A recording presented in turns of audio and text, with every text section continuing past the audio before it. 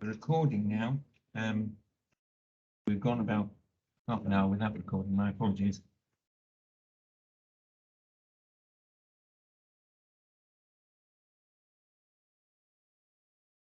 So we're on a question, and I've been asking about whether it makes any difference from the original treatment for the gold in identity A. Right. So have we got any yeses or no's? Does it look the same or does it look different? What do we do with the were we able to do anything about the change in the value, the fair value of the gold in our investor perspective derivatives example? No, we weren't. Were we able to record the gain on the derivative? But it's imbalance. Now, what have we got at the top of 288? At the reporting date, hedging instrument remeasured, fine. That's exactly the same as it was in the previous example. The carrying that amount of the hedged item adjusted for the change in the fair value since the inception of the hedge. Is that different from the previous example?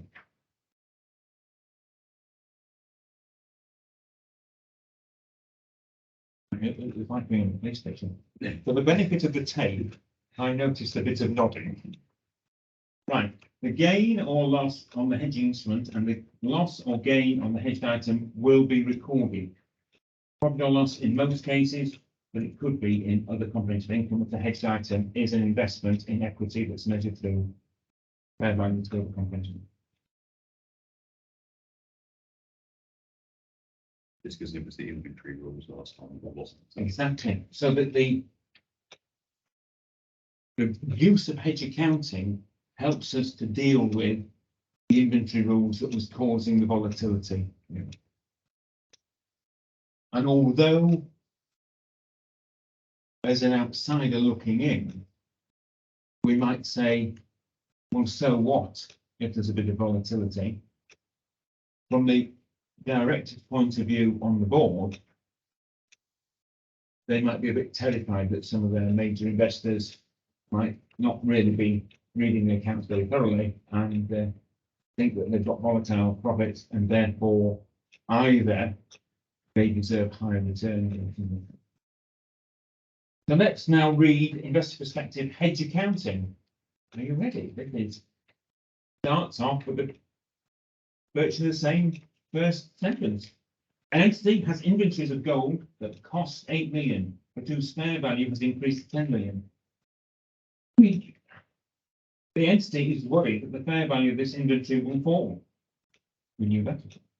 So it enters into a futures contract on the 1st of October to sell the inventory for 10 million in 6 months' time.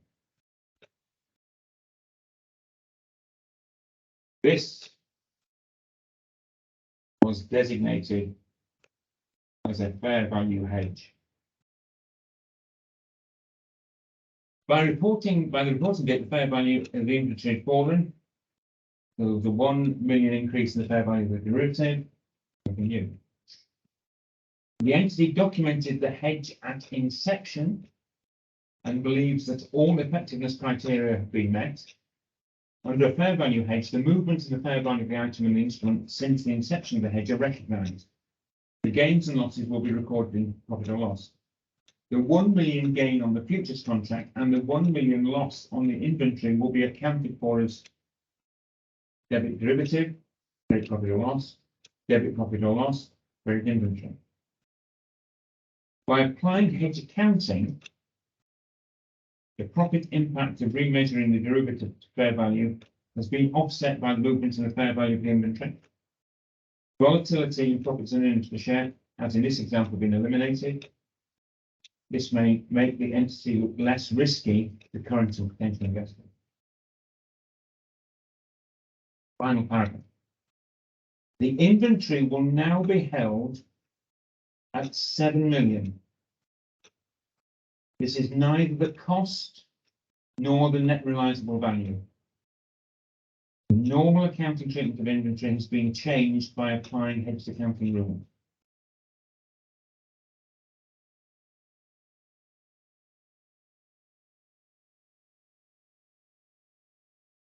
Right? Clear? Kitty? The benefit of pay, we have a nod on them. So you're holding stock less than its cost of net realisable value. And then you're going to sell it for profit. And you- How much is it? How much would we sell it for? Given this is a commodity. It's gold. How much is it worth on the market? It's fair value, but we've got a futures contract. So we sell it for what the contract is.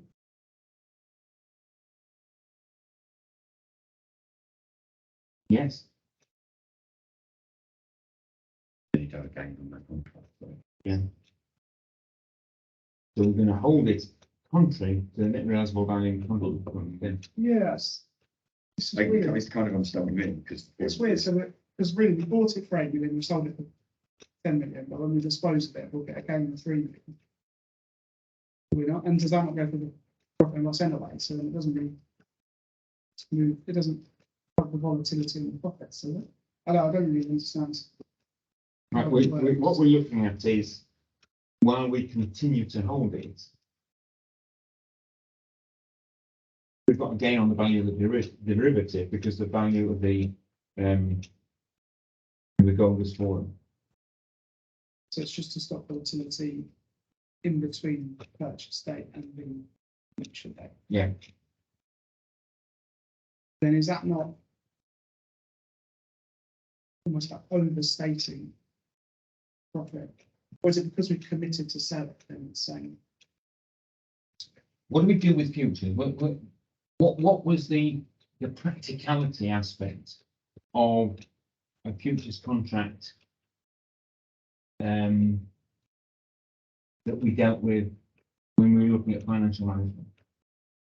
If we took out a futures contract to sell something, what do we do in terms of the futures market when we're coming to the date when we actually want to make a sale? We buy the futures back, don't we? So that we're dealing here with buying and selling futures, and we're dealing here with selling the underlying asset. So sure, we make the profit on the one, might make the loss on the other, but overall, we're sticking with what we would have expected at the time that we took out the contract. But it does come across as, well, no, it didn't just come across, it really is, that we are holding something in inventory at a value that is different from the definition we value.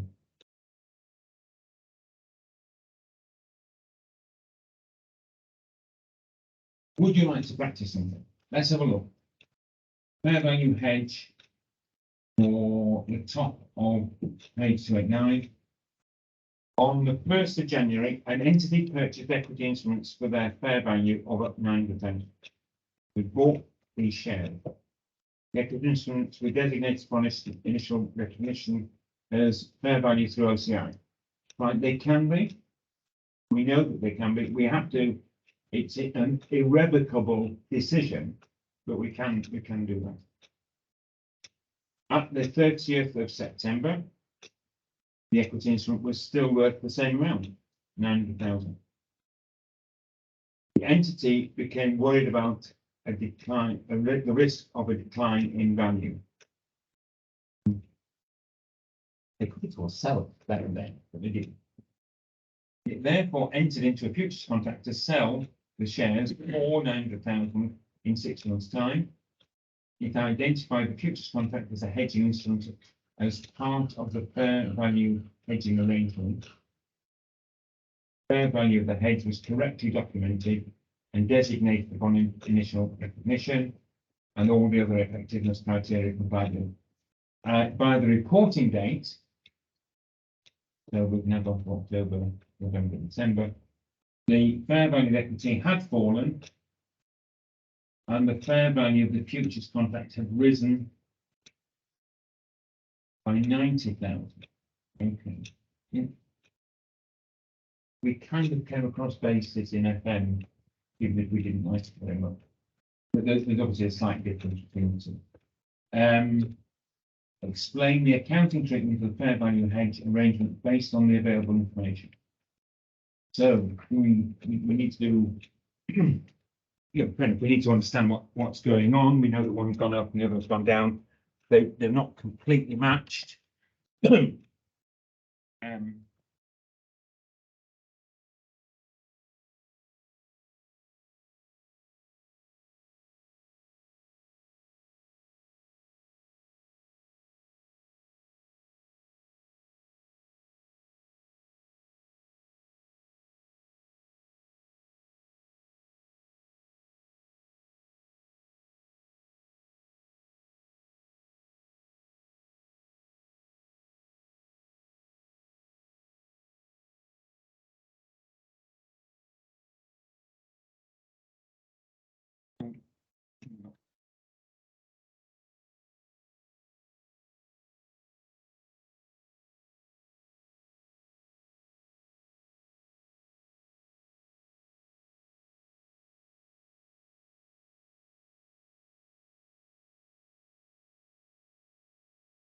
So what do we do?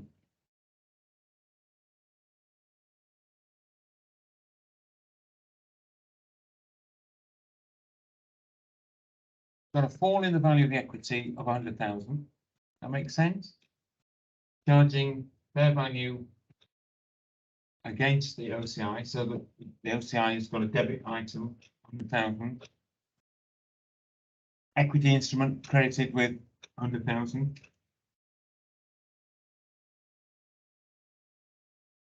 Derivative debited, because we've got the fair value of the contract has risen. And then the double entry going through OCI as well.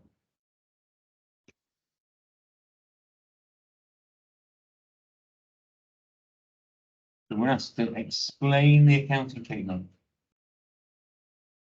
So how would you explain that? Would you just basically put in words what I put there in the debits and credits? We've met the effectiveness criteria.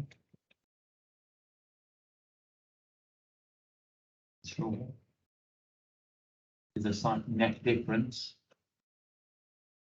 which is highly likely when we deal with derivatives. It can be a little bit of difference, but it's sort of netted off, isn't it?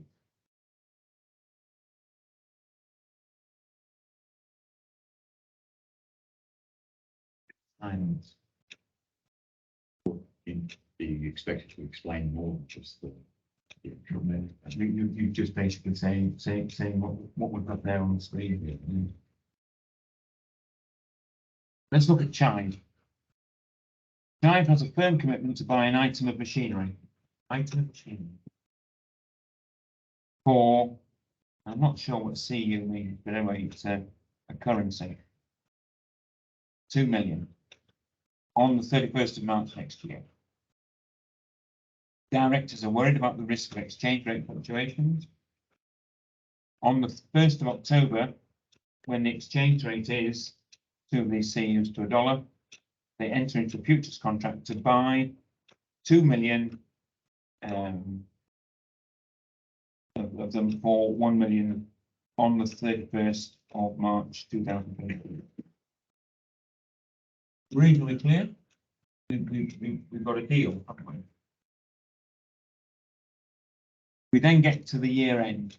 At the 31st of December, if we were to buy 2 million of these, it would cost us 1,100,000. And the fair value of the futures contract has risen to 95,000. So what was the fair value of the futures contract on the 1st of October? Well, this is the question you're all going to get right answer.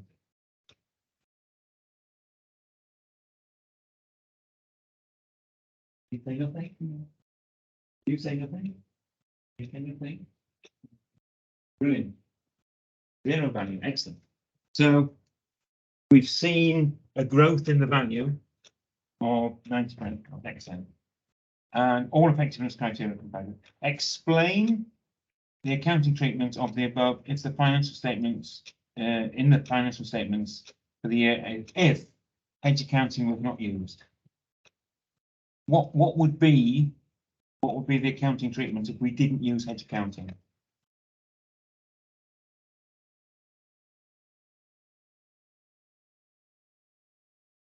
Dealing with commitment to buy something in the future.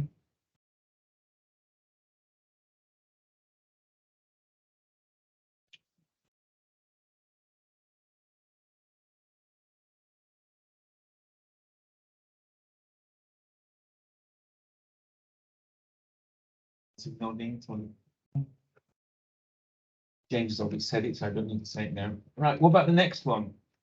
On the 1st of October, the futures contract was designated as a fair value of the movements of the fair value of the firm and the commitment to purchase the machine.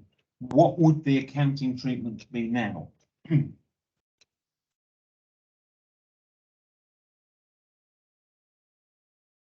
that was the answer that James gave us to the part A. What about part B?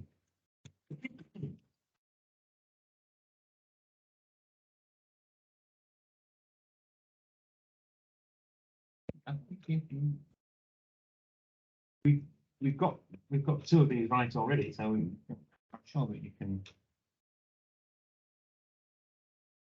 talk me through. What are we going to do?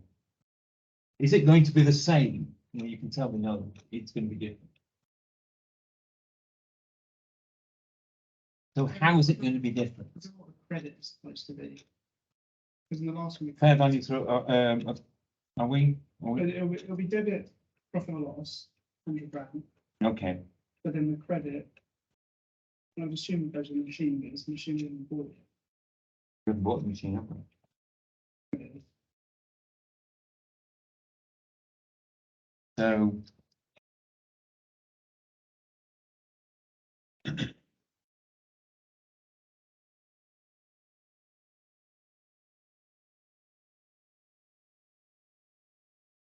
Got a purchase commitment.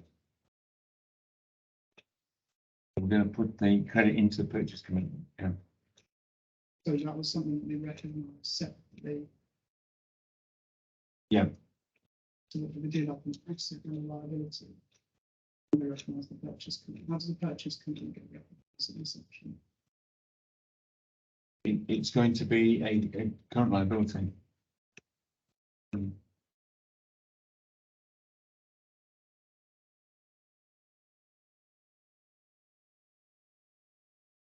Is that creating a liability or is that increasing the value of the liability that's over there?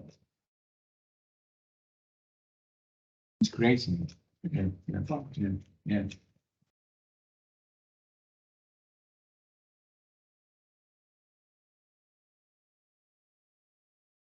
The year end commitment held as a 100,000 liability and the expenses recorded in the property.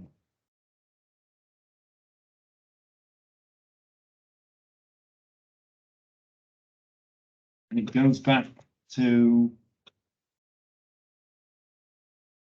an unrecognised firm commitment, a binding agreement for the exchange of a specified quantity of resources at a specified price on a specified future date. So that hedged item is that firm commitment.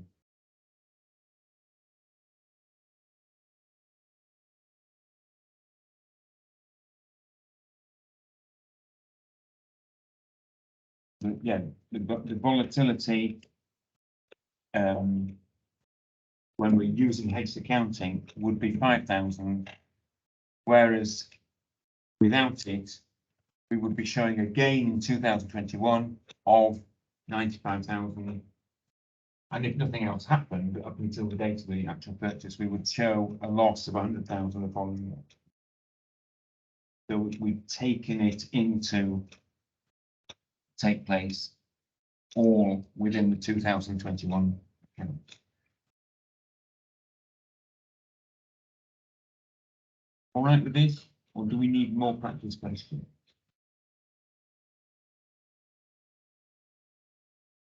There's a theme to them, isn't there? There's similarity between them.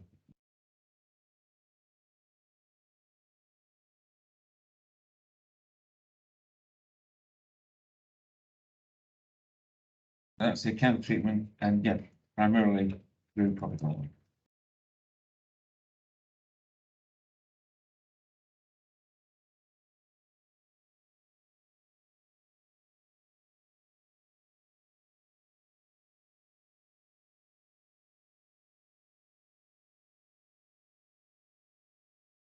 Okay. Let's look at this one. So we're still on fair value hedges.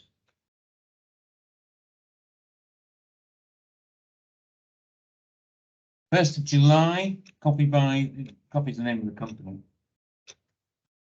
So sometimes if you read it, you think it's the commodity. Inventories of oil for 12 million. By the 1st of October, these inventories had a fair value of 15 million, so we've gone up. And to protect the value, they've entered into futures contracts to sell the oil for 15 million in 6 months' time. The fair value of the futures contract at the inception, as you quite rightly said a few minutes ago, was nil. At the 31st of December, fair value of the inventories had fallen to 14.1, and the fair value of the futures contract had risen to 1 million. Right, so go on now. James very accurately answered the first of these questions for the previous example. So it's somebody else's turn this time. What is the accounting that we would do if we did not apply hedge accounting? What would be the double entry?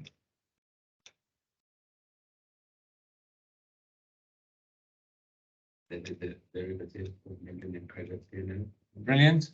With 1 million? Yeah. Ready, steady. Let's do the next one. Copy designated the above relationship as a fair value hedge. In fact, they fulfilled all the effectiveness. Okay. What happens here?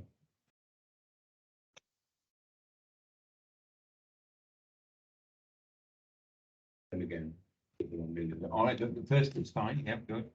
Then credit, debit, you know, With 900, good. debit the inventory, Well done. Well done.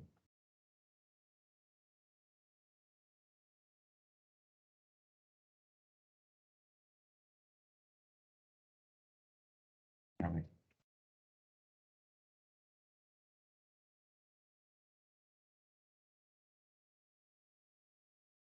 Well done. Right. Okay, now again. So we're going to move on. No, I'm going to give you a chance to ask any questions. Are there any questions on fair value hedging before we move on to cash flow hedging? Civic hedging? Hawthorne hedges? We need to know what would happen after that. So for example, in that last one, we had like a purchase commitment liability. that's been included in the account. Right, because that's just going to sit there. So I guess it gets cleared when we actually make the purchase. Yeah, what happens? So What's the entry? for that asset, you would debit 1 million, debit the liability, and then credit cash 1.1 million. Would that be it? Nice. Yeah. So you clear out that Yeah, liability. So you recognise the asset, the value was. Yeah, it's a great business, Rather yeah. than what was. Well done. Right, I like it when we get this question. Good. Cash flow hedge. Yes. Yeah. Each of you as well. Yeah. That's the thing. It's not really. Or you immediately, have to yeah. revalue it.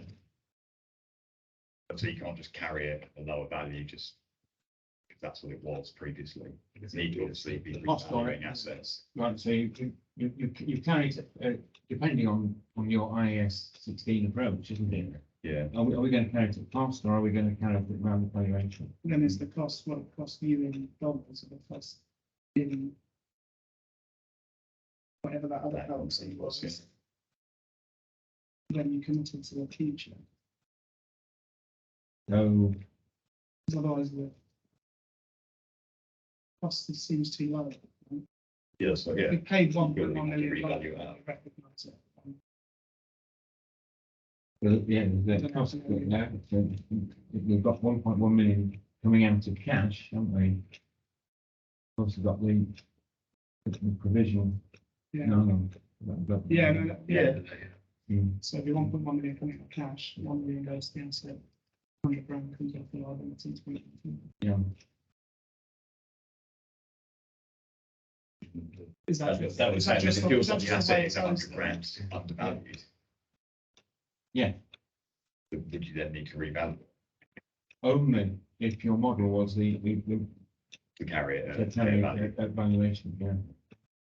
But where it's to carry a cost, that counts at the cost, the 1 Yeah. million, even though we paid 1.1. Yeah.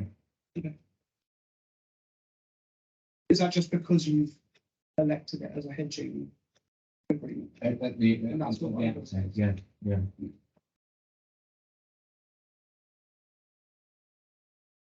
So the next type of hedge, we only do the two, is the cash flow hedge.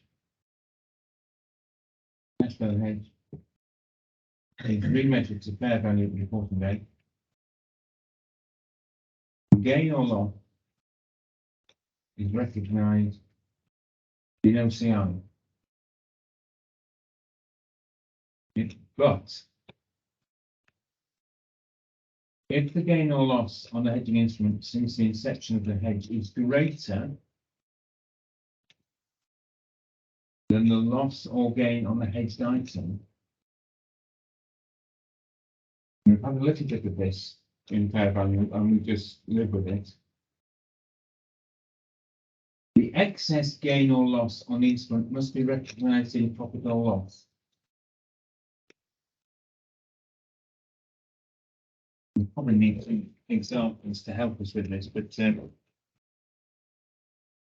you see what's going on? So that in the main, it's going through OCI, but we might have it that the gain or loss on the hedging instrument is greater or less than the gain or loss. Sorry, the gain or loss is greater than the gain or loss on the hedged item. We have to deal with the excess. So here, looking at this,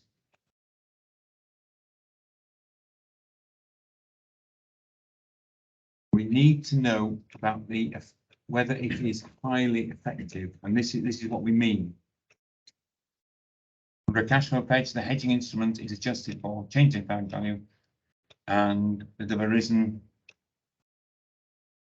since the inception no interest posted in respect of the hedged item. The gain or loss recorded in OCI. But we have this caveat. It's not highly effective, then that's what it means, that we've got a greater change in the hedging instrument than we have in the hedged item. So we've got an example here of an underhedged cash flow. Company enters into a hedge in order to protect its future inflows relating to a recognised financial asset. At inception, the value of the hedging instrument was nil. If it's a future. But by the year end, a gain of 8,800 was made when measured at market value. The corresponding loss in respect of future cash flows amounted to 9,100,000, no, 9,100 in fair value terms. So we have satisfied the hedge accounting criteria. The gain on the hedging instrument is less than the loss on the hedged item. The hedge is not over effective, as the gain on the hedging instrument is less. The gain on the hedging instrument of 8,000 is recognised in other comprehensive income.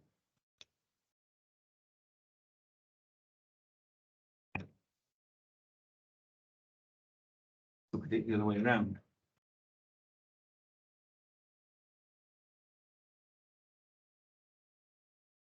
Now got company hedge enters a hedge in order to protect its future inflows. And at inception, the value of the hedging instrument was nil, of course. By the year end, it's got a gain of 10,200. The corresponding loss is only 9,500. So we've now got a gain on the derivative, which is greater than the loss on the hedged item. That's the difference between the two. The hedge is over effective as the gain exceeds the loss. Therefore, only 9,500 of the gain on the hedging instrument will be recognised. On the hedging instrument will be recognised in other comprehensive income, and the over effective bit will be put into profit or loss. So we have a slightly different double entry when the hedging instrument is more than the hedged item. So, would it be worth our while to look at the example?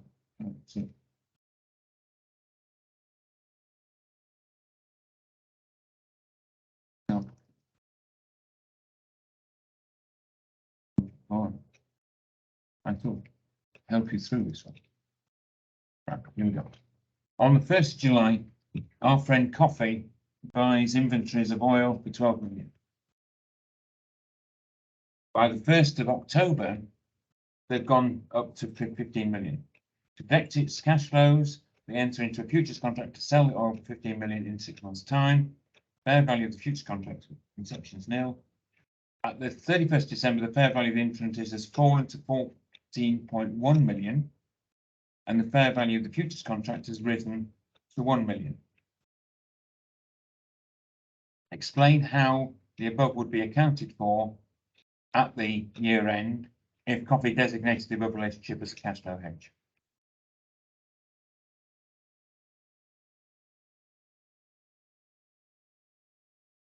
So how would it be accounted for if we designated it?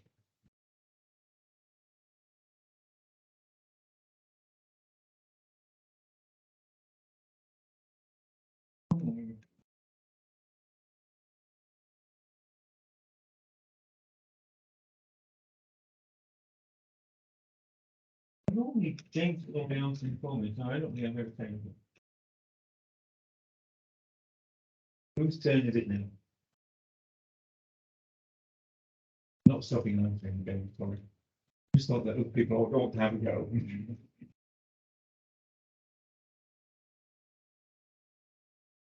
I'm thinking. Well, I would, but I'm just busy drinking my water at the moment. Tom, what would we do? What would you do? Is there anything that bears any relation to what we've looked at already?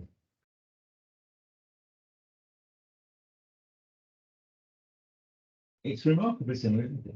It's basically the same question with just with different numbers. What are we going to debit? And what are we going to credit? Brilliant. How much is going to go to OCI? And how much is going to go to profit and loss? I think we're getting the hang of this.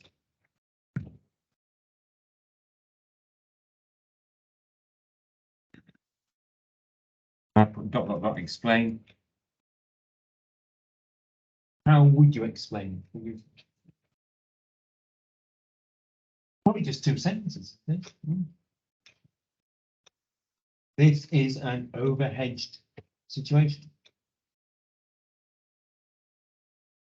The accounting standard only permits us to take the value of the change in the underlying asset into the OCI. Therefore, the remaining gain on the derivative is treated as a gain within the profit and loss.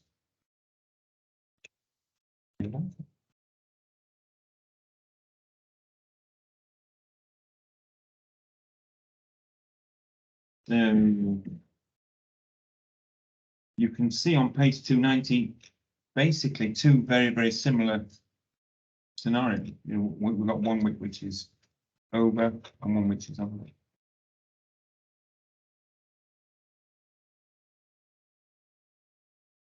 Very similar, yeah, very similar questions. Oh, we've got a bit of bling. Okay, let's have a look at bling on. I mean, you can tell me if we need to do test your understanding 21, then we will. I think that we've cracked it. So on the 31st of October 2021, Bling had inventories of gold, which cost 6.4 million to buy and could be sold now for 7.7 million. The management of Bling concerned about the risk of fluctuations in the future cash inflows from the sale of this gold. It's fascinating. Well, if they're not worried, why don't they just sell it now? Yeah. To mitigate this risk, and of course to create a question for the accounting student, Bling entered into a futures contract on 31st of October, is the date, to sell the gold for 7.7 million. Contracts mature on the 31st of March 2022, and we know that they do, don't they? Contracts mature in 4 months of the year, March being one of them. You know the other 3? Oh, fantastic. And the hedging relationship was designated and documented at inception as a cash flow hedge.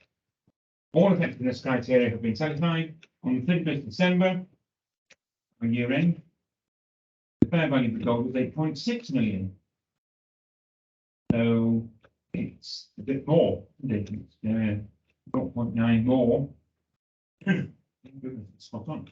And the fair value of the futures hedge has fallen by 0.9 million. There's no change in the fair value of the gold and the futures contract between December 31st and 31st of March. And on the 31st of March, the inventory is sold for its fair value and the futures contract is settled net with the bank. Okay, so we're looking at 2 points in time. A, what's the accounting treatment of the hedge in the year ended 31st December 21? On the last statement of the accounting year.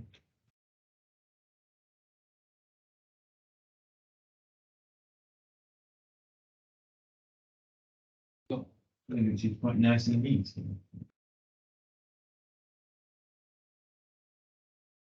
There's no mention of it being held as fair value as well compensation.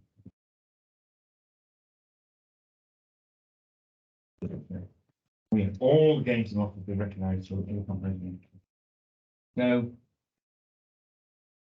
what's the accounting treatment of the hedge on the 31st of December?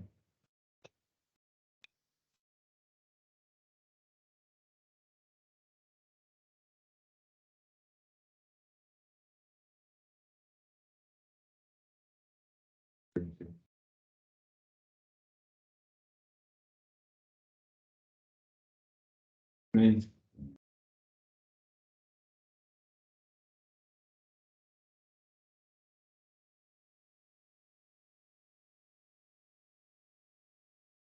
Next one. So that was the position that's the opening position on the 1st of January. What do we do now on the inventory sale? and the futures cash settlement on the 31st of March. We've got two things going on now.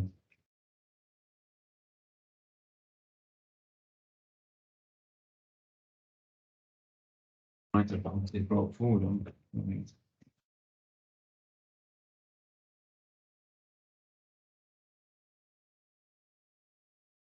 But we had that. That was.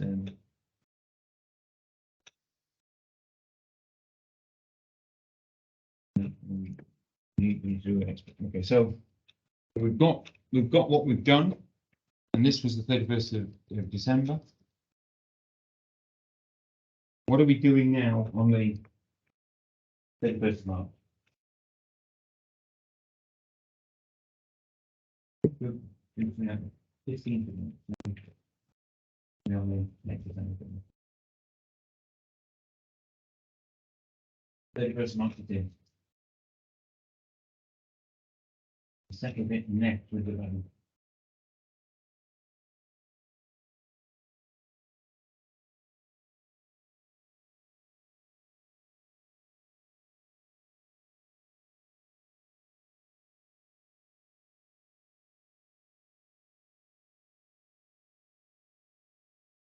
Credit inventory, debit cost of sales with the value on that date, yeah?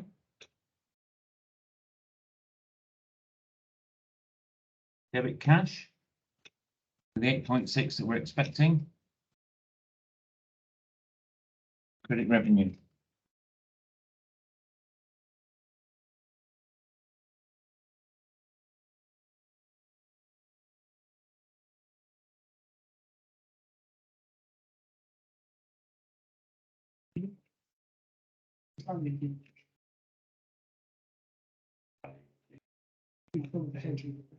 Yeah.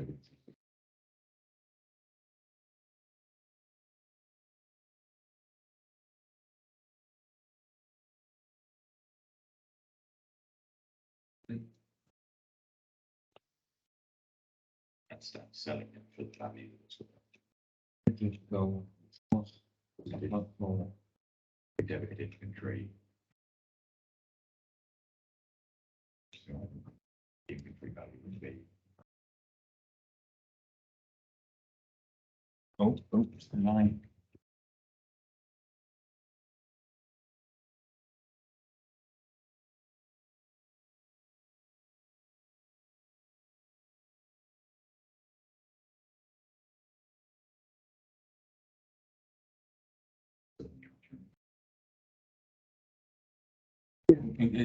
Is that in the book?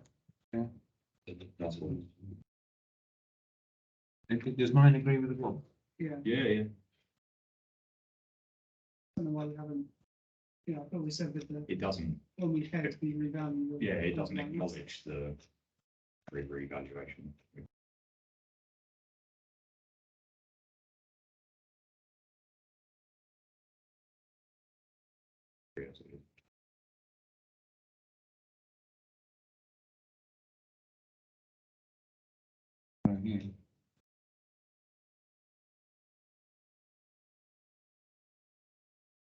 Yeah, before it says under a fair value hedge, no, it's fair value hedge. It's not a fair value hedge. Yes, and it's definitely.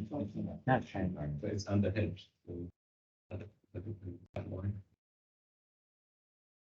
No, it's not, it matches. We matched, don't we? The hedge matches at 0.9 down, no, 0.9 up. It's the last example, I think.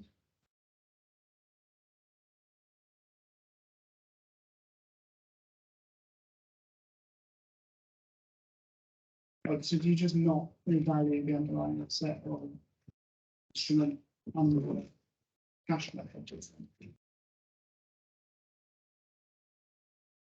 Because I don't. Yeah, we didn't do that in the last one, actually. Example 14.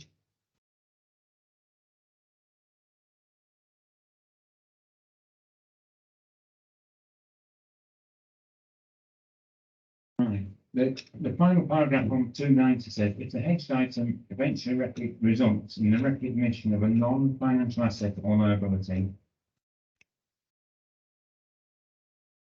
the gain or loss in equity must be adjusted against the carrying amount of non-financial asset or liability It's not a reclassification adjustment. It does not affect the other comprehensive income. Not sure. I don't think that's quite answering the same question you're asking.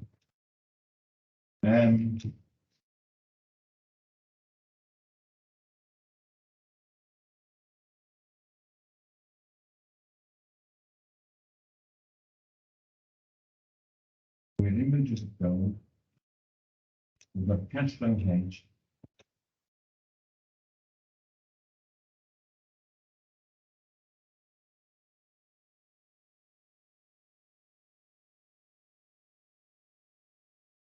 Gain or loss recognized in OCI. Yeah, so on example 13, copper one, we change the Oh, value of the yeah. inventory. Because we're dealing with a fair value hedge. Okay. Yeah. So So, is that the reason why? Because it's a cash flow hedge, you don't revalue it. Fair value hedge, you would do. That's what it looks like. 'Cause Yeah, it- that's if you seems to be, yeah, yeah. if you- if It you- does make sense, because If you look back at any of the Yeah. other cash Yeah. funds number. Yeah, it's- yeah, it's right. yeah. fine.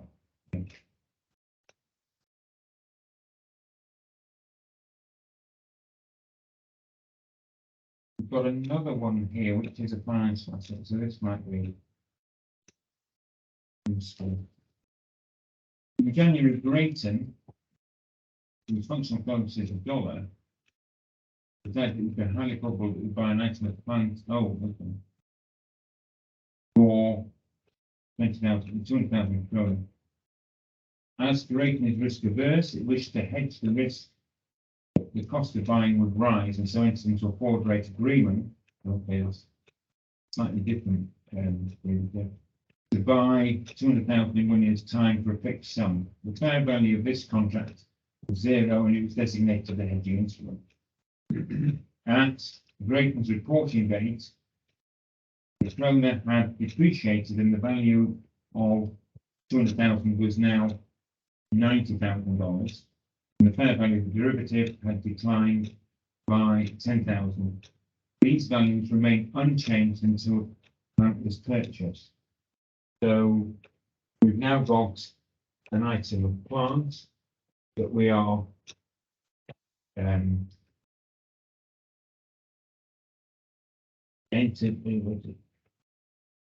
It was highly probable that we would purchase it.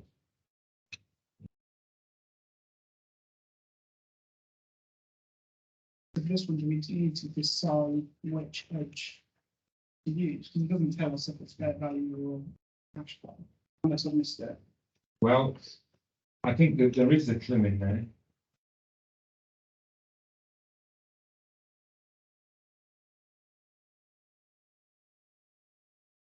We want to hedge the risk that the cost of buying the kronas would rise. So are we hedging the fair value or are we hedging the cash flow? Yeah, so we've got a cash flow hedge, okay?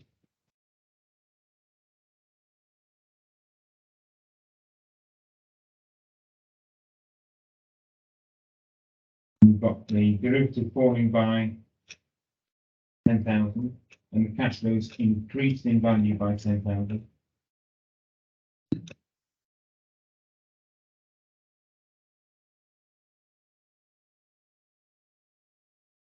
So first of all, what is our entry as far as the derivative is concerned?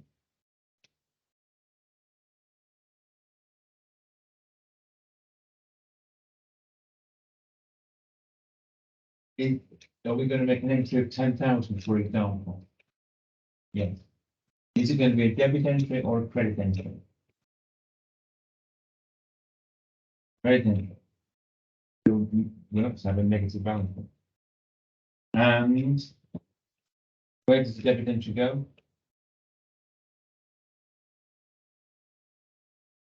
It's a cash flow hedge. Oh, yes, perfect.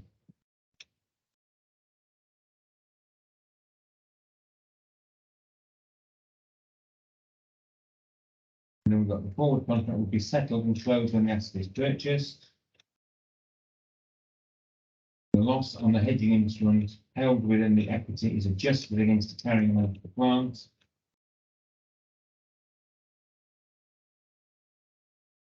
So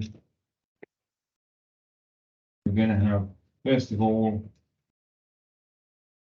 debit plant with 90,000 and credit cash with 100,000. And then credit the remaining 10,000 against the liability on the derivative. And then the settlement of derivative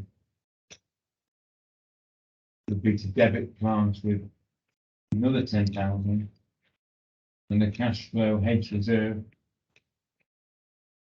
would be credited.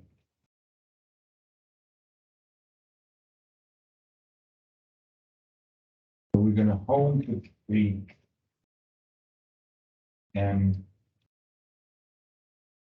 plant at 100,000.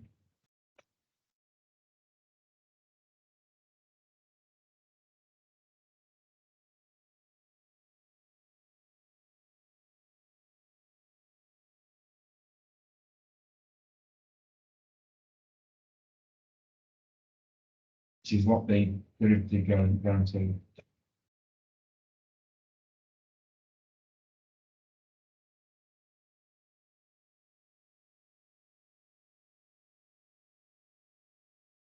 Did that make sense?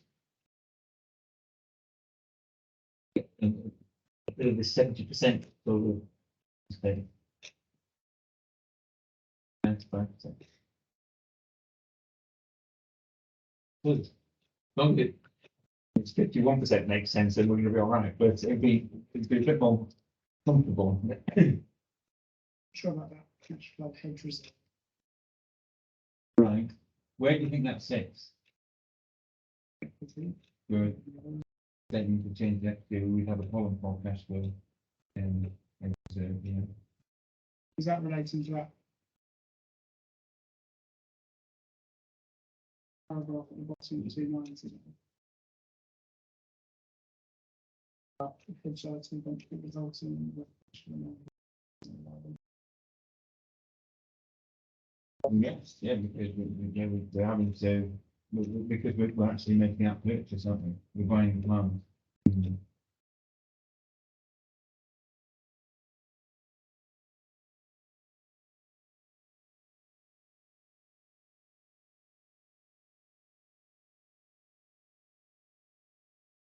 We're locking in purchase price as being the purchase price that we wanted it at. Even though by the day that we actually paid for it, the only cost was £90.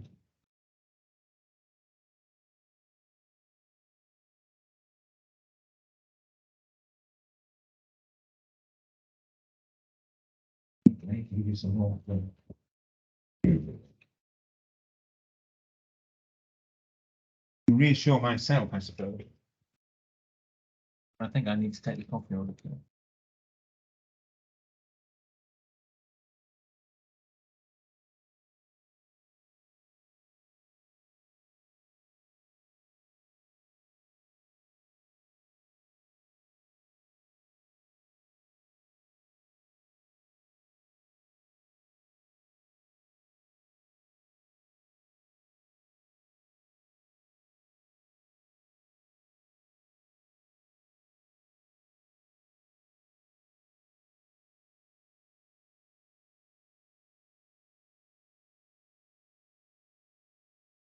Who wants coffee?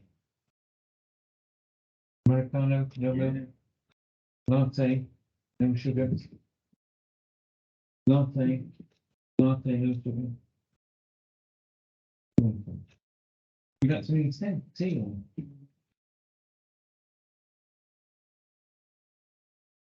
Who wants to go down and collect it?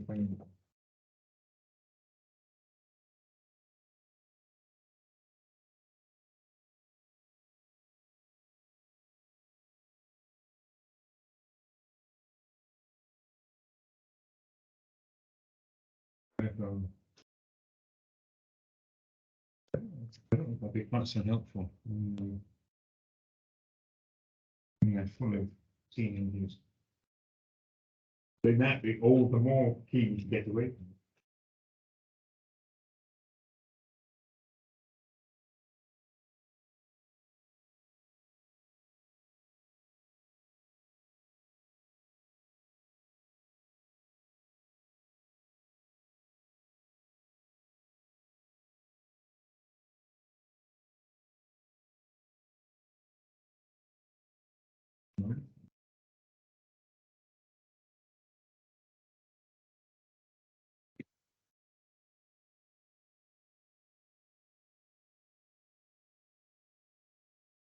Oh, good morning, it's Sandy.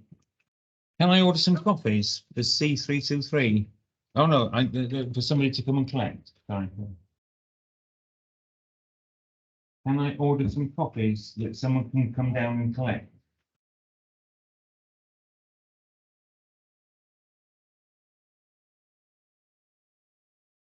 That's very kind of you.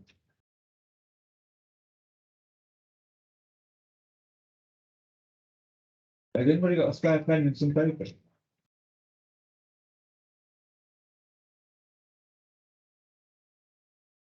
Can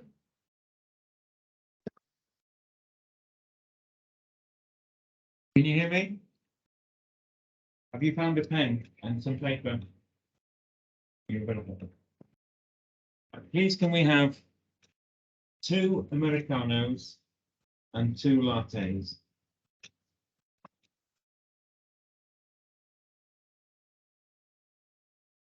Medium, please. And we don't need any milk. Yeah, but both the Americanos are black. In about 20 minutes, in about 11 o'clock. Yeah. You're lovely. Thank you very much indeed. Bye-bye. Tom talking down already. I've been. Oh. Well, in anticipation of all this coffee that's going to get into your tummies, you're going to have something to say about.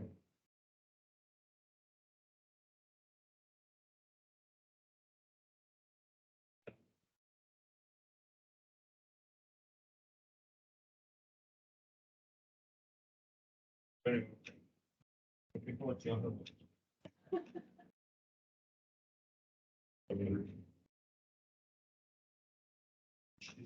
Got to set, press the send button. Well, the send button was the same send button that Becky had. Oh, here we are. So.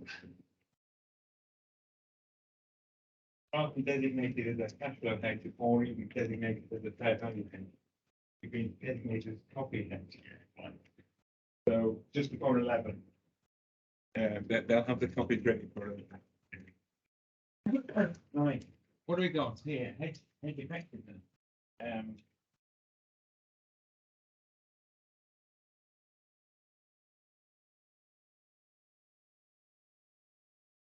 We know a bit about credit risk, which is quite nice.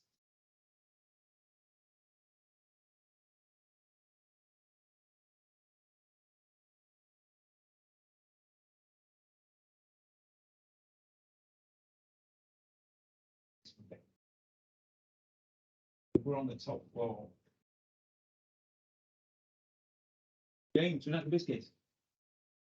Yeah, sure. You have as many. See many of them.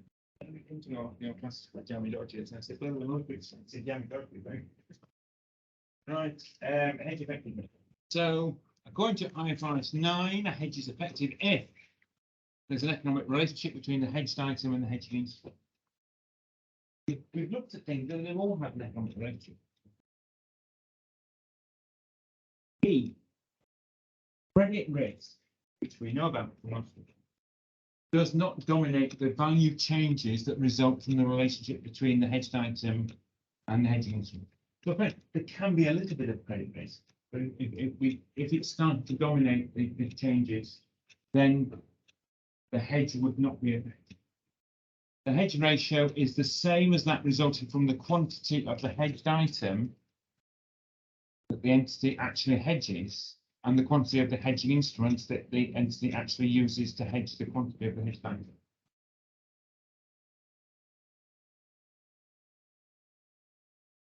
Ever since the Investors Today treaty left the International Capital Fund, they've had these verbose sentences, but can you kind of get at what they mean?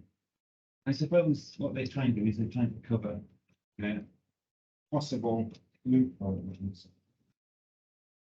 Right. So, got a little bit of clarification, I think helps. So for the first one, on page 290, if the price of a share falls by $1 and the fair value of future to sell the share rises by $10, then that's a initial range. The credit risk may lead to an erratic fair value movements in either the hedge item or the hedge. If the counterparty of a derivative experiences a decline in creditworthiness, fair value of the derivative may fall substantially. The derivative is going to fall because it's a bit more risky. Movement is unrelated to changes in the fair value of the item and that would lead to hedge ineffectiveness.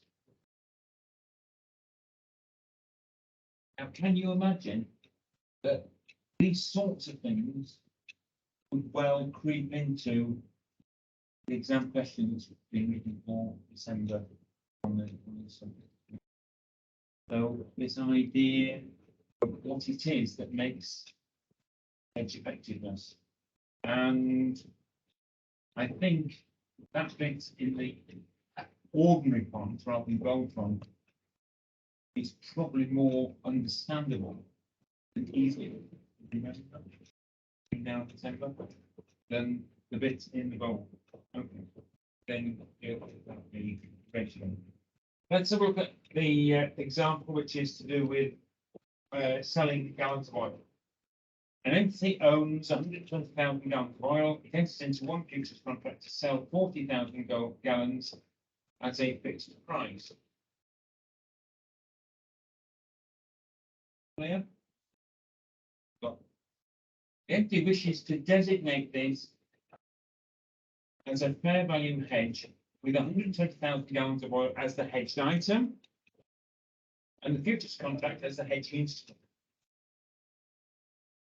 If deemed effective, the fair value gain or loss on the hedged item, fair value loss or gain on the hedging instrument will be recorded and recognised in profit or loss. Okay, before we read any more, what are your views given the three criteria that IFRS 9 is given us?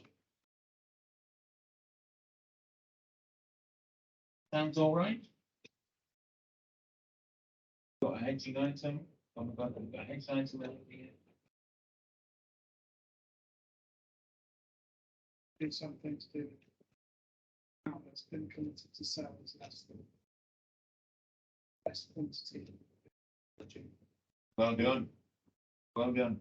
The hedge ratio of the hedging relationship is the same as that resulting from the quantity of the hedged item. So I will read on. The hedge ratio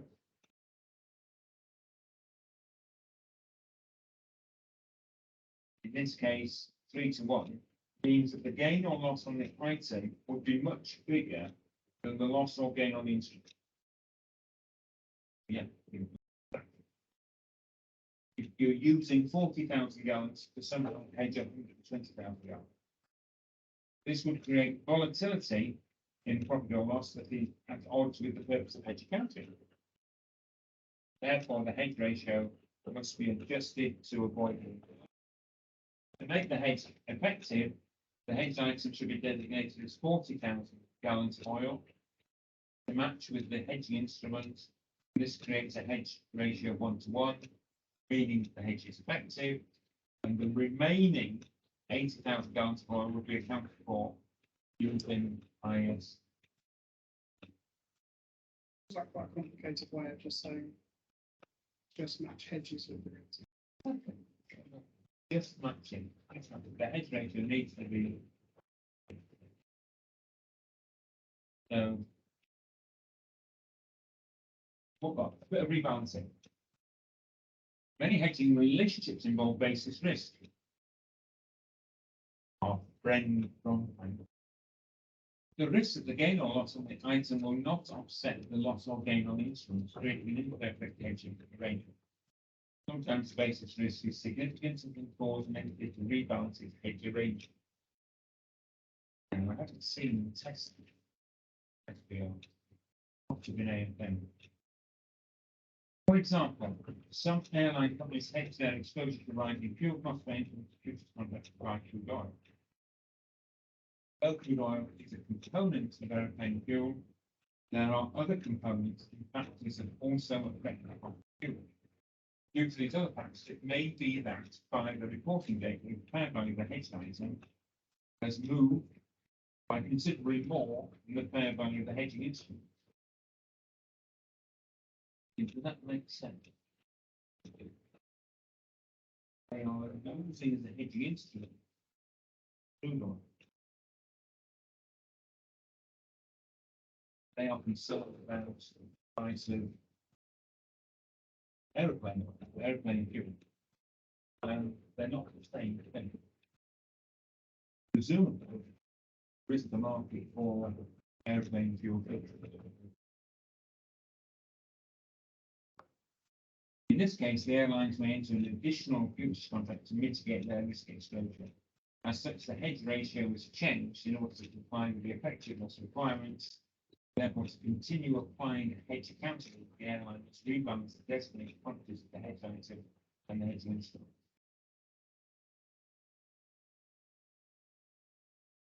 I will read on. An airline is anticipated to purchase 10 tons of fuel, 10,000 tons of fuel in 6 months' time.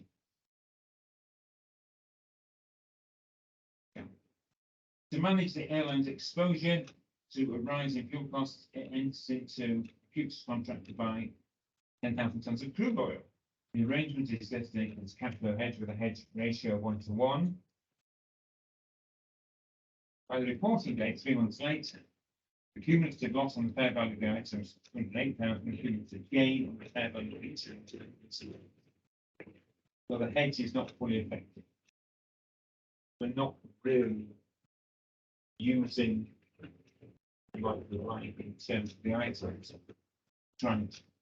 The airline would count for the hedging relationship as using the instrument, debit the derivative, comprehensive income. The hedge is not fully effective, so there's no entry in profit or loss. As a result of change in value, the airline has analysed the relationship between the price of fuel and crude oil and determined that it's changed since the inception of the hedge, and the hedge ratio is now 1:1.14. In order to continue meeting the effectiveness requirements, directors must rebalance the hedge. Rebalancing can be achieved by either whichever side of the weight scale, either increasing the quantity of the hedging instrument to 11,500 tons, or reducing the quantity of the hedged item to 8,696 tons. I think I could do the first sentence, more equal to the second. Rebalance will be updated in the hedge documentation, but there is no accounting entry recorded at this point.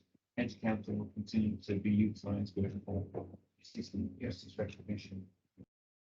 And that's because of basis risk, which has been brought about because the hedging instrument is crude oil futures. Really, the hedged item is airline.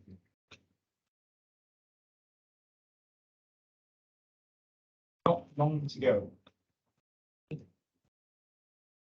So discontinue hedge accounting, an entity must cease hedge accounting if any of the following occur.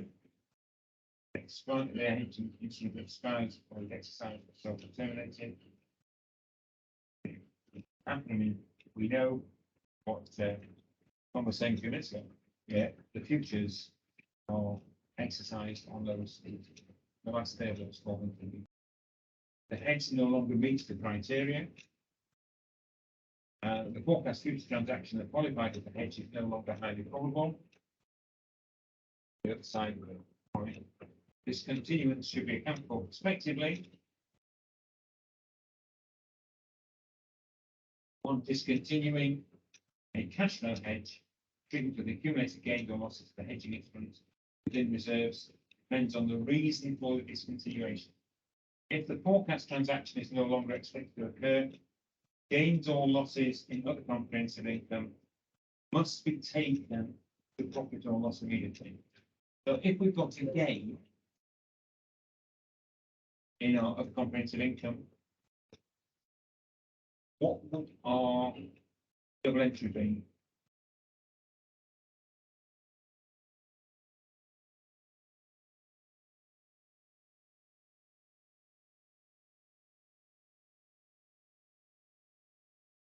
Reserves, credit, profit loss. Excellent. If the transaction is still expected to occur, gains and losses will be retained in equity. It's against hedge. Changes in the value of the hedge until the former hedge transaction occurs. I've got a little bit on disclosures, IFRS 7. Main disclosures are information about the significance of the financial instruments for an entity's financial performance, information about the nature and extent of risks arising from them.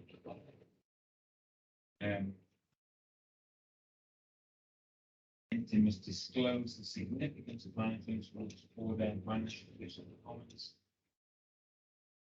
Must be for each class of financial instruments. And they must disclose items of income, expense, gains and losses.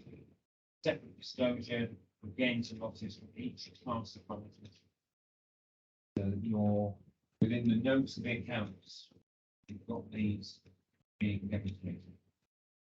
We've got qualitative and we've got quantitative disclosures, risk disclosures for each type of financial instrument, management objectives, policies, processes for managing the risks, changes in money liability. Words, numbers, provide information about the extent to which an entity is exposed to risk based on information provided to alternative entities, key management personnel.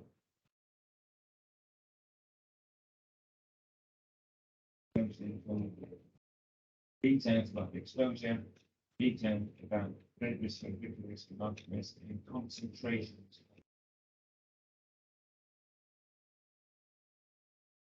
Little bit here.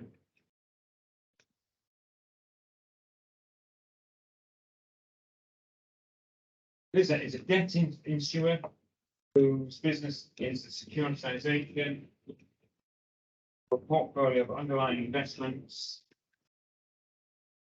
and financing its purchase through the issuing listed limited recourse debt. Does that mean anything?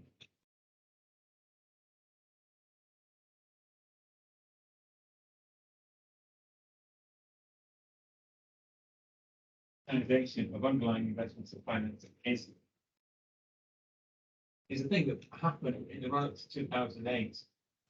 And two major organizations, Freddie Mac and in the States, of collapse because of this idea of creating these securities. But effectively, you've got a whole load of debt, and then you put it into these little debt units, then sell them off to investors. In that case, high risk mortgage contracts. The people buying them really understand why it's such a high risk. So hopefully this is a more, bit more integrity. And repayments of the debt dependent upon the performance of the underlying investment. Debt holders bear the ultimate risks. People bought these securities and rewards of ownership of the underlying investments. Given the debt-specific nature of the underlying investments, the risk profile of individual debt may differ. Still sounds like probably.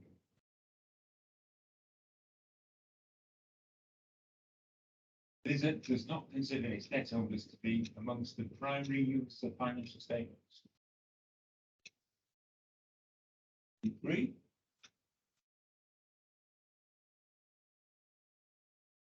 I think some of their debt holders might be. I forget what you were against PING themselves if they thought that the level of risk that they were involved with was far greater than the return.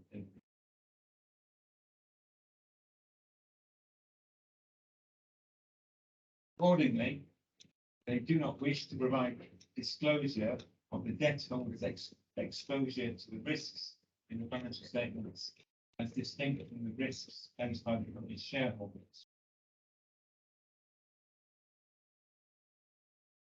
So, do you think it would be excessive to disclose this aspect of the riskiness? I think that they're about to keep themselves and hold wonderful cocktail parties for their debt holders, so they feel it's believing that they're in an investment and then risks.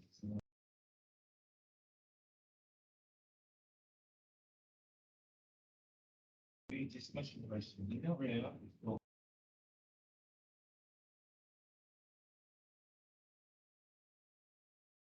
All right, well, make it easy. Do you think that I think the directors are being a bit economical with the truth? Got 3 nods and a foot wiggle. No, I think I'll put a foot wiggling. Well, I make it 11 o'clock. So I'll copy this. Are you all right with that? This is like that one said. Probably code. And it's the Costa. Yeah. Right. So we finished the chapter. Any questions or queries based on that? Look at, that's the bit that we didn't want to finish. Yeah, you did that, homework, didn't you? Do you have any questions? Oh, The homework question, but I think no, did you do any reading at all? I'd already like read over.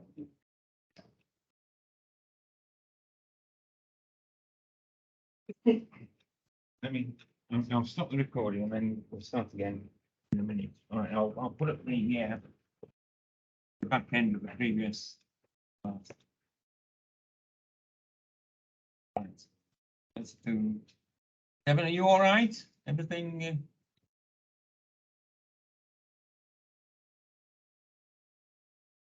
And so stop the recording.